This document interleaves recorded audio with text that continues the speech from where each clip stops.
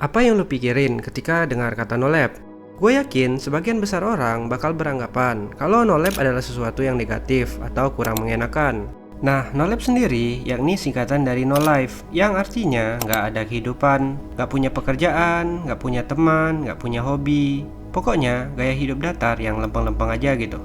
Dan mereka yang no lab ini menghabiskan hampir seluruh waktunya di dalam kamar, karena ya bisa dibilang asik dengan dunianya sendiri.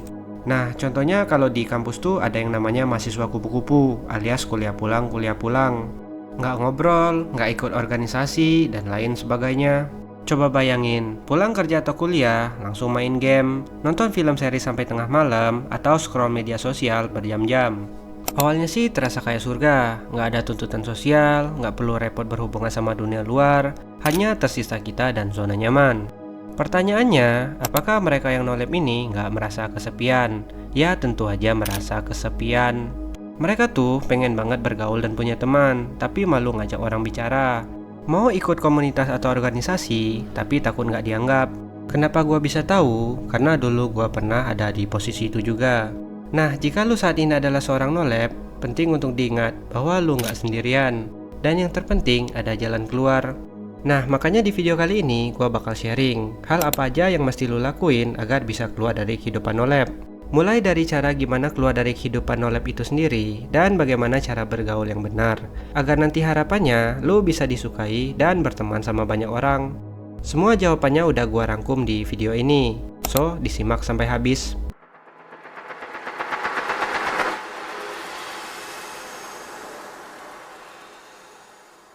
Kehidupan no lab nggak muncul secara gitu aja. Kehidupan no lab sering kali dijadikan sebagai sebuah pelarian dari tekanan sosial, rasa takut gagal, kecemasan dalam pergaulan, atau bahkan berout dari rutinitas. Ketika merasa kewalahan, otak kita cenderung mencari jalan termudah untuk merasa lebih baik, dan stimulasi instan dan hiburan digital adalah pilihan yang paling mudah diakses. Tapi masalahnya, kebiasaan ini tuh seringkali bersifat kumulatif, yang artinya semakin lama kita di dalamnya, semakin sempit dunia kita. Dampaknya pun mulai terasa, kayak keterampilan sosial menurun, rasa percaya diri mulai hilang, banyak kesempatan yang terlewatkan, dan yang paling berbahaya adalah munculnya perasaan puas dengan keadaan yang sebenarnya nggak memuaskan.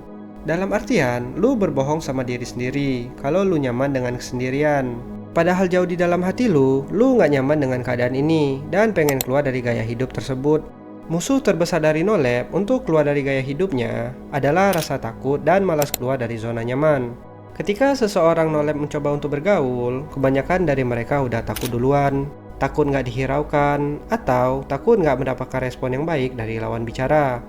Bener nggak? Nah, untuk keluar dari kehidupan no lab nggak bisa dilakuin secara instan dalam semalam. Ini tentang proses. Lu bisa mulai dengan kesadaran diri terlebih dahulu. Lu harus jujur dan akui pada diri sendiri. Oke, gue lagi terjebak dalam kehidupan no lab. Kemudian tetapkan niat kecil secara spesifik. Minggu ini gue akan jalan-jalan ke taman selama 15 menit aja, tanpa HP. Atau bisa juga, nanti malam gue bakal coba hubungin teman lama lewat chat. Nah, kalau udah terbiasa, baru deh lu coba ke tahap selanjutnya, kayak nongkrong, gabung komunitas, dan lain sebagainya. Nah, tapi ada juga orang yang jadi no lab karena kecanduan stimulasi digital, kayak main game dan scroll media sosial, yang menyebabkan orang tersebut terlalu nyaman di dalam dunianya sendiri. Mereka berpikir kalau dunia game dan media sosial itu lebih menarik daripada kehidupan nyata. Nah, adapun upaya untuk keluar dari kecanduan stimulasi digital, yakni yang paling utama, lu harus kurangi stimulasi digital itu sendiri. Kurangi waktu di depan layar secara bertahap. Lu bisa gunain aplikasi timer sebagai pengingat. Lu bisa tetapkan waktu kapan di rumah dan kapan bergaul keluar rumah. Dan temukan minat di dunia nyata. Cari aktivitas yang bisa memaksa lu untuk keluar rumah dan berinteraksi. Ganti waktu yang biasanya lu pakai untuk scrolling dengan aktivitas yang melibatkan fisik. Misalnya, ikut kelas olahraga, memasak, menggambar, panjat tebing, dan lain sebagainya. Lingkungan baru akan memicu percakapan dan minat baru. Lu harus biasakan diri dengan rasa nggak nyaman. Memang pada awalnya, semua hal di luar zona nyaman akan terasa canggung dan aneh. Ya, itu normal. Dimana saat lu baru coba ngobrol sama orang baru dan terasa kikuk, atau saat lu mencoba hobi baru tapi ngerasa nggak cocok, ya nggak perlu nyalahin diri sendiri. Cukup terima dengan lapang dada dan anggap aja hal tersebut adalah sebagai bagian dari proses. Karena semakin sering lu mengekspos diri ke dunia luar, maka kehidupan lu yang sebelumnya nolep bakal berubah secara perlahan. Nah, setelah lu udah paham bagaimana cara keluar dari kehidupan nolep, selanjutnya, gimana sih caranya agar kita tuh mudah diterima orang dalam pertemanan? Nggak bisa dipungkiri, selain dari sikap, seseorang itu juga bakal dinilai dari bagaimana cara mereka berkomunikasi. Hanya dari bicara aja, seseorang bisa disukai, diterima, ditolak, bahkan dibenci. Nah, tapi untungnya, skill komunikasi ini bisa dipelajari atau dilatih. Apa lu tahu teknik terpenting dalam komunikasi? Bukan bicara dengan lugas, tapi mendengar. Hah? Mendengar? Ya, mendengar. Lu nggak salah dengar kok. Loh, bukannya kita harus latihan ngomong ya? Jadi gini, lu pasti pernah ketemu sama orang yang kalau lagi ngobrol hanya cerita tentang dirinya sendiri. Pokoknya, topik obrolan hanya fokus ke dirinya sendiri, nggak peduli sama orang lain. Pasti boring banget kan? Nah, jika kita ingin membangun hubungan yang baik dengan lawan bicara, kita juga harus bisa mendengarkan apa yang sedang dia bicarakan. Karena pada dasarnya, setiap manusia bakal senang kalau didengarkan dan diperhatikan. Simpelnya tuh gini, ketika lu ngobrol sama orang, lebih banyaklah mendengarkan daripada berbicara. Buatlah orang tersebut bicara sebanyak-banyaknya dan dengarkan sepenuh hati. Setelah menyimak apa yang dia bicarakan, lu bisa kasih pertanyaan atau tanggapan terhadap yang dia bicarakan tadi. Nah, tentu dari obrolan-obrolan tadi, lu pasti udah bisa tahu nih orang sukanya apa. Dan sewaktu ketemu lagi, lu bisa basa-basi dengan menanyakan apa yang dia suka atau yang menarik bagi dia, yang lu tahu dari obrolan sebelumnya. Cara ini bakal merubah hidup lu dan bisa mendapatkan banyak teman. Karena dengan cara ini, orang-orang bakal merasa didengarkan dan nyaman berteman sama lu.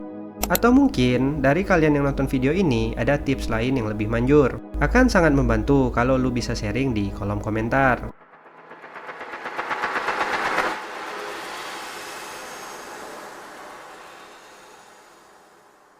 Inti keluar dari kehidupan nolep adalah peralihan kebiasaan pasif menjadi kebiasaan aktif.